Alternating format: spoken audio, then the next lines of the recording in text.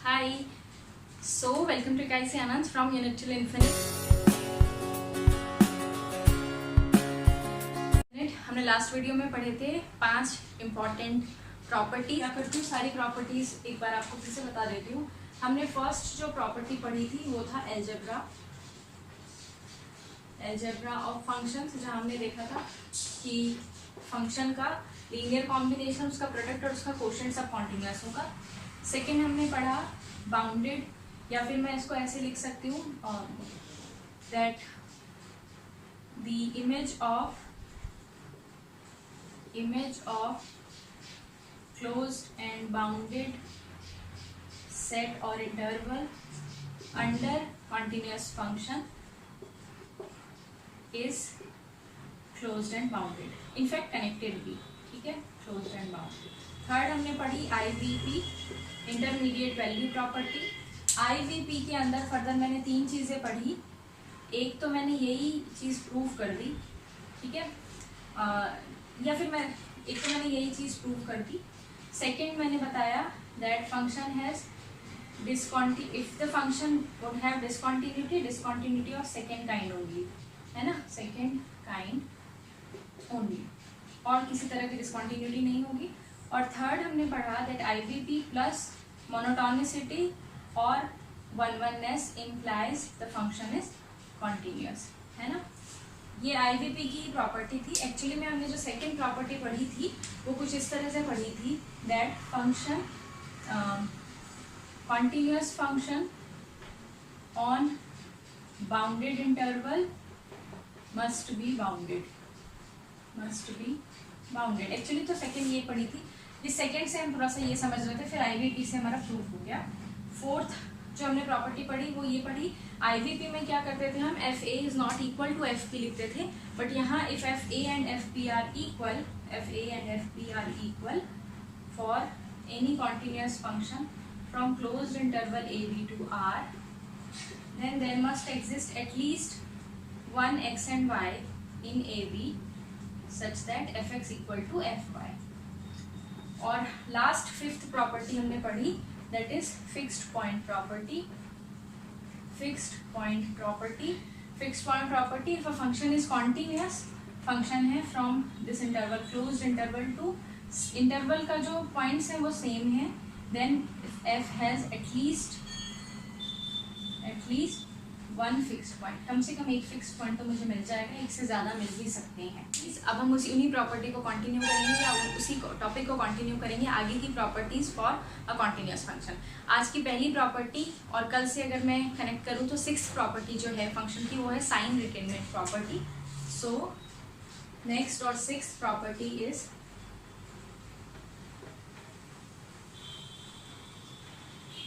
Sign retainment property, ठीक है। Sign retainment property, as the name suggest, it says that if my function is defined from some interval to R such that and this is continuous and C belongs to the internal of A and B, मतलब C एक कोई interior point है AB का, AB का कोई भी एक point है, such that f of C is not equal to 0, function की वैल्यू C पर 0 नहीं है, then there must exist a neighborhood N of C such that fx has same sign in N, ठीक है, fx has same sign in N as of FC, sign retainment property actually आपको कह रही है if your function is continuous on a closed interval, किसी closed interval पे function defined और continuous है, और जो इंटरवल जो डिफाइंड है उसका कोई इंटीरियर पॉइंट है जिसमें फंक्शन जो है वो 0 नहीं है, तो फंक्शन 0 नहीं होगा तो क्या होगा, आइदर पॉजिटिव और नेगेटिव, राइट। तो कह रहे हैं इस C के अराउंड मुझे एक नेबरहुड कम से कम ऐसा मिल जाएगा कि उस नेबरहुड पे मेरे फंक्शन की का जो साइन है वो रिटेन रहेगा, सेम साइन रहेगा एस ऑफ FC, ठीक है।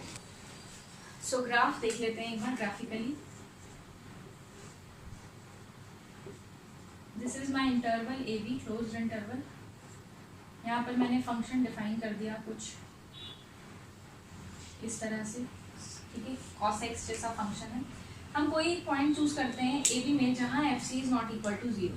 सो suppose this is the point that I am choosing, ये एफ सी दिख रहा है ना, F C, this is not zero, then the property is saying that F C के अराउंड, ये जो सी है इसके अराउंड मुझे एक इंटरवल तो ऐसा ज़रूर मिल जाएगा, एक नेबरहुड ऐसा ज़रूर मिल जाएगा, neighbourhood of C such that उस नेबरहुड में जो फंक्शन का साइन है, देखो इसमें जो साइन है फंक्शन का, ये है ना, फंक्शन की वैल्यूज, डिफरेंट वैल्यूज यहाँ पर आ रही है फंक्शन की, ये वैल्यू सेम रहेगी as that of F C.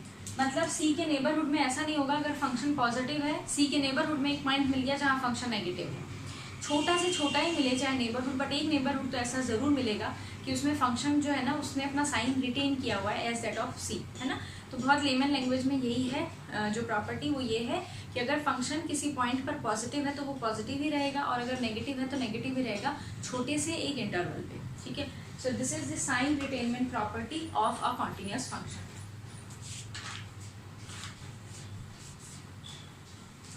Sign retainment property of a continuous function. Next है 7th, zeros of continuous function कह सकते हैं हम।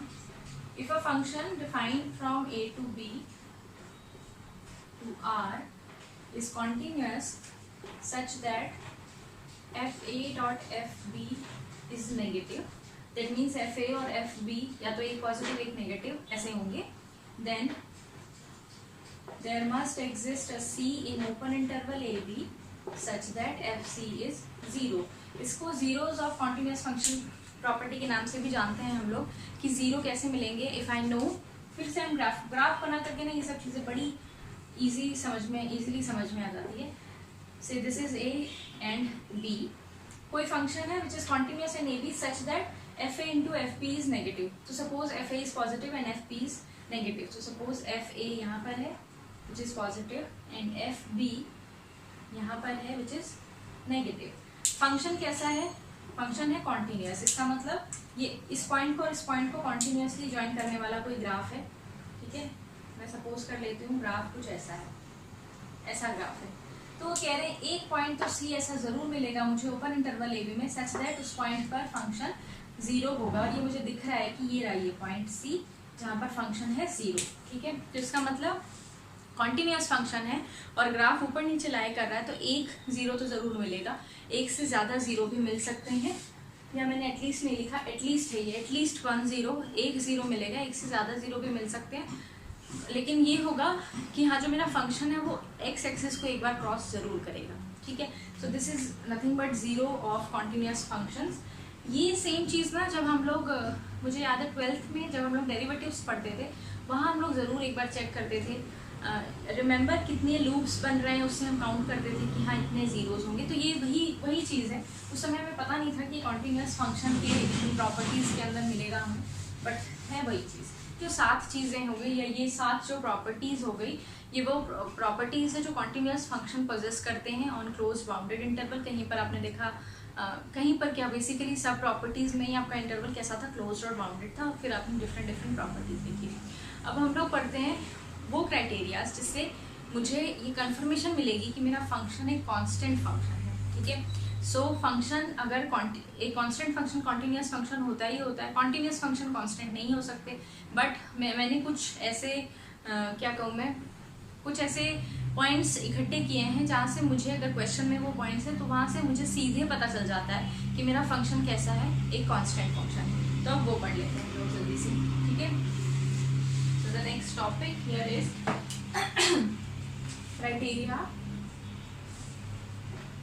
criteria when f is constant, ठीक है। ये वो क्राइटेरियाज हैं जहाँ पर मेरा जो फंक्शन होगा, अगर ये क्राइटेरियाज फुलफिल हो रहे हैं, इनमें से एक भी फुलफिल हो रहा है, तो मेरा जो फंक्शन होगा वो कैसा बन जाएगा, कांस्टेंट फंक्शन बन जाएगा, ठीक है। सबसे पहली चीज आ जाती है इसमें, if my function is defined from a set D to R which is continuous such that F D is contained in a set A where A is countable then f is constant, then f is constant। सबसे पहली चीज, अगर मेरा function continuous function किसी domain पर defined है, ठीक है, डोमेन याद रखो हम रियल के अंदर है, तो डोमेन कैसे होंगे, इंटरवल टाइप के होंगे, और फंक्शन कॉन्टिन्यूस है सच दैट फंक्शन का जो रेंज है वो मेरे किसी काउंटेबल सेट के अंदर आ गया, तो जो मेरा फंक्शन होगा अंदर आ गया, अंदर नहीं आ गया, इक्वल हो गया, ठीक है। बहुत डिफरेंस है कंटेनमेंट में और इक्वलिटी, इसमें इक्वलिटी में कंटेनमेंट वाला क्वेश्चन आया था एक्चुअली, वहाँ से मुझे ये याद आया। So if the domain is equal to some countable set in R, तो जो मेरा फंक्शन होगा वो कांस्टेंट होगा। अब आप थोड़ा सा इसमें सोच के देखिए, थोड़ा कॉमन सेंस लगा के देखिए। If my function is continuous on any domain, तो जो डोमेन जो होगा आर में कैसा होगा, इट्स कनेक्टेड, बाउंडेड और अनबाउंडेड, है ना, कैसा भी हो सकता है बट कनेक्टेड तो होगा ही। हम कह रहे हैं मेरा जो रेंज है उस डोमेन के ऊपर जब मैंने फंक्शन अप्लाई किया, तो जो रेंज है that is equal to some countable set of R, ठीक है, कोई भी काउंटेबल सेट जो है आर का। अब काउंटेबल सेट आर के या फाइनाइट सेट आर के कैसे हो सकते हैं, जैसे क्यू, जेड या कुछ फाइनाइट नंबर्स। अभी हमने जो पीछे प्रॉपर्टीज पढ़ी थी वहाँ पढ़ा था कि कॉन्टिन्यूस फंक्शंस जो होते हैं वो कनेक्टेड को कनेक्टेड पर ही लेकर के जाते हैं, ठीक है। काउंटेबल सेट आर के अंदर कनेक्टेड होगा नहीं, तो क्या ऑप्शन बचा कि एक ही पॉइंट होना चाहिए रेंज के अंदर, और अगर ऐसा होता है कि किसी फंक्शन के रेंज के अंदर एक ही पॉइंट होता है, उस फंक्शन को हम कांस्टेंट फंक्शन कहते हैं। तो आई होप आपको समझ में आया होगा दैट किसी डोमेन के ऊपर कॉन्टिन्यूस फंक्शन अगर मैं उसका इमेज निकाल रही हूँ और मुझे पता चला that image is equal to, बार बार बोल रही हूँ मैं, this is an equal to वाली property, equal to some countable set, तो मेरा फंक्शन कांस्टेंट होगा। कंटेनमेंट आ जाएगी तो चेंज हो जाएगा, जब हम लोग क्वेश्चंस करेंगे ना तब मैं बताऊंगी इसमें क्या चेंज होगा, but this is the first property where I can say that my function is continuous constant है। Second property, it says that if my function f is continuous on R, suppose on R, and fx is equal to 0 for all x belonging to some set S such that S is dense in R, ठीक है, then f is identically equal to 0, also known as the identity theorem in real analysis। ये कह रहे हैं अगर आपका function continuous है are पे डिफाइन किया आपने, ठीक है, और किसी एक डेंस सबसेट ऑफ आर, कोई भी डेंस सबसेट ऑफ आर पे आपने फंक्शन को कंसिडर किया या फंक्शन को अप्लाई किया और आपने देखा वो आंसर आ रहा है 0, तो ऐसे फंक्शन जो होंगे ना वो आइडेंटिकली 0 के इक्वल ही होंगे, है ना। इसका मतलब ऐसा कोई भी फंक्शन हम नॉन जीरो फंक्शन हम नहीं डिफाइन कर सकते जिसके लिए ये चीज़ होल्ड करे। नॉन जीरो फंक्शन यहाँ पर 0 आ जाए डेंस सबसेट के ऊपर, बाकी जगह नॉन जीरो, ऐसा नहीं होगा, ठीक है। डेंस सबसेट ऑफ आर जब हमने सेट थ्योरी पढ़ी थी तब पढ़ा था, जैसे Q is a very best good example of dense subset in R, rationals are dense. So अगर कोई फंक्शन ऐसा है जो कॉन्टिन्यूस है but F of Q is identically 0, तो मेरा फंक्शन भी आइडेंटिकली 0 होगा। इसी चीज़ को हम एक और तरीके से लिख सकते हैं that if F X is equal to some other continuous function G X for all x belonging to S where S is dense in R, then f is identically equal to g। तो ये तो हुआ first जो property हुई वो constant function बना दिया, 0 function. Second वाले में हम बता रहे हैं f किसी और फंक्शन के इक्वल हो सकता है अगर कोई और फंक्शन है, this is g is another continuous function on R and we observe that f and g have same image on any dense subset of R, then we say that function f and g they are identically the same। So this is identity theorem of real analysis is if f is defined from R to R and it is continuous, then इन ये जो properties आगे मैं लिख रही हूँ इनमें से एक भी अगर ट्रू होती है तो फंक्शन कॉन्टिन्यूस होगा। देन f is continuous नहीं कांस्टेंट होगा, f is constant if any one of them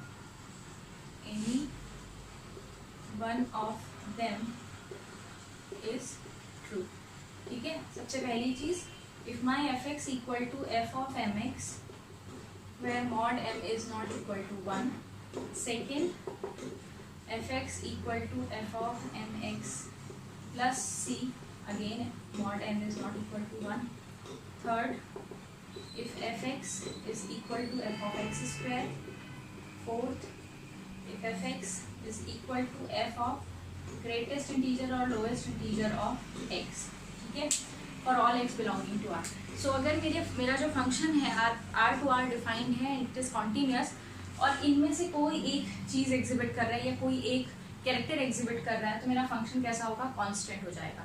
so constant functions के लिए 3 क्राइटेरियाज देखे हमने। पहला कि अगर मेरा फंक्शन का जो इमेज है that is equal to some countable subset of r, then the function is constant. दूसरा identity theorem, if the function is if the image of any dense subset of r is 0 of any under any continuous function, तो हम कहते हैं function identically equal होता है 0 के, या वो 0 फंक्शन होता है। उसी को थोड़ा एक्सटेंड करके हमने देखा दैट f और g अगर मैं 2 फंक्शन ले लूँ वो इक्वेट हो रहे हैं या वो एक दूसरे के इक्वल है on any dense subset of r, तो वो इक्वल होंगे ऑन r कम्प्लीटली। और थर्ड मैंने देखा if a continuous function r to r satisfy one of them, ये चारों में से कोई एक भी सेटिस्फाई करता है, तो मेरा जो फंक्शन है वो एक कांस्टेंट फंक्शन आ जाएगा। ये प्रॉपर्टीज हैं mx plus c x square और ग्रेटेस्ट इंटीजर और लोएस्ट इंटीजर ऑफ f, ठीक है। ये सब चीज़ें इक्वल होंगी तो फंक्शन कांस्टेंट होगा। इसके बाद जो लास्ट टॉपिक है हमारे इस चैप्टर का फंक्शन, अच्छा हाँ, एक होल्डर्स और पढ़ लेते हैं हम लोग। होल्डर्स जो हमने लास्ट टू लास्ट वीडियो में देखा था, होल्डर्स कंडीशन, उसको थोड़ा इन्हेंस कर लेते हैं। होल्डर्स कंडीशन क्या थी, f(x minus fy is less than equal to, यहाँ k था, k times x minus Y raise to the power alpha. Suppose this k is 1, ठीक है, इसी कंडीशन से suppose this k is 1 x minus Y raise to the power alpha, तो यहाँ मेरे पास 2 चीज़ें या 2 कंडीशंस आ जाती हैं। When alpha is greater than 0, अगर अल्फा एक पॉजिटिव नंबर है, ठीक है, तो हम कहेंगे फंक्शन जो है इट इज यूनिफॉर्मली कॉन्टिन्यूस, जो हमने यूनिफॉर्म कॉन्टिन्यूटी का जो क्राइटेरिया था उसमें देखा था, ठीक है। और second, if alpha is strictly greater than 1, तो जो मेरा f होगा वो एक कांस्टेंट फंक्शन होगा, ठीक है। आई थिंक किसी ने मुझे उस वीडियो के कमेंट में भी लिख के दिया था दैट होल्डर्स कंडीशन में ये होता है तो फंक्शन कांस्टेंट होता है। यू आर एब्सोल्युटली राइट, ऐसा होता है। और ये कांस्टेंट फंक्शन को कांस्टेंट बनाने का एक और क्राइटेरिया यहाँ से भी मुझे मिल जाता है होल्डर्स कंडीशन से। अगर अल्फा ग्रेटर देन 0 है, पॉजिटिव है, तो ये लिपस्टिक बन गया एक तरह से देखोगे तो, और या नहीं भी देखोगे तो भी अपने दिमाग में रखो होल्डर्स कंडीशन है तो यूनिफॉर्म कॉन्टिन्यूटी, मैंने उस वीडियो में बहुत अच्छे से बताया था। Lipschitz is contained in Holder, Holder is contained in UC, UC is contained in continuity. So ये हो गए हमारे कांस्टेंट बनाने के तरीके फंक्शन को, कि इस तरह से फंक्शन कांस्टेंट बन सकते हैं। फिर आ जाते हैं कुछ functional equations.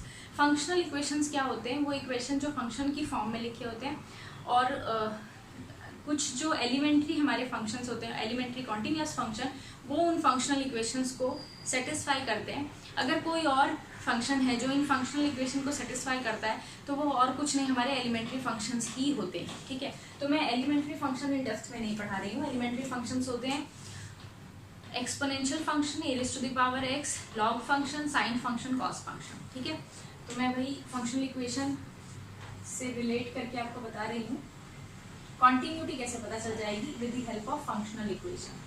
So suppose any function is defined from r to r, right, r to r such that f is continuous at any non-zero number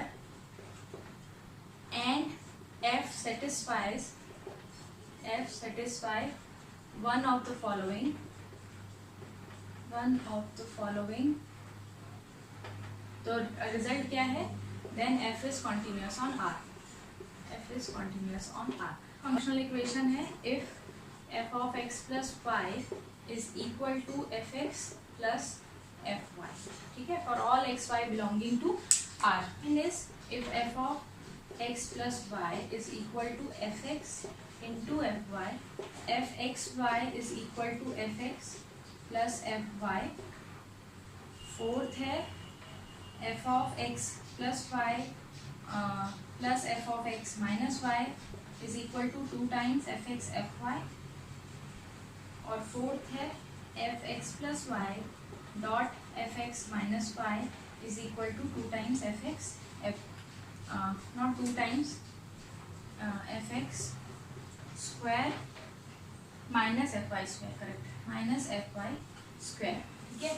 तो अगर कोई function R to R defined है which is continuous at any non zero point and satisfy one of them, ठीक है, ये fifth है, oh God, ये fifth है, तो क्या होगा, फंक्शन कॉन्टिन्यूअस हो जाएगा पूरे के पूरे आर पर, और ये है वो 5 फंक्शनल इक्वेशन जो ये फंक्शन सेटिस्फाई कर रहा है। अब जरा मैं इसको थोड़ा भी ध्यान से देखूंगी ना, तो ये फंक्शन कुछ नहीं है, this function F X is C times X, this function F X is E raise to the power X, this function F of X Y this is log X, ये एलिमेंट्री फंक्शन से जिनकी मैं बात कर रही थी, A greater than 0, A not equal to 1, this is cos function cos x and this is last one is sin function।